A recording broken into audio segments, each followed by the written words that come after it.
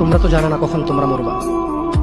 শোনো, তুমি অপরাধ করিও যদি তোমার মনে হয় আল্লাহ তোমাকে দেখে না, তখন করিও। তুমি অপরাধ করিও যদি তোমার মনে হয় আল্লাহ তোমাকে জিজ্ঞেস করবে না, তুমি নিশ্চিত বেঁচে যাবা।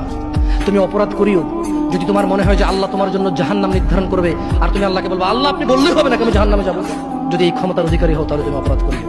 তোমাকে বলি, মহিলা, মা, বোন, চাচা, চাচি, নামাজ ছাড়া মানুষ মুসলমান থাকে না।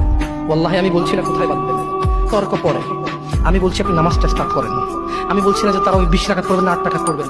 আমি বলছি যে আপনি পড়েন, 2 রাকাত হইল পড়েন।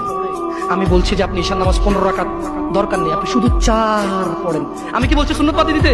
আমি বলছি যে তুমি পড়ছো না, শোনো, ভয় পেও না, ঈশার নামাজ 15 রাকাত তোমার উপরে ফরজ নয়।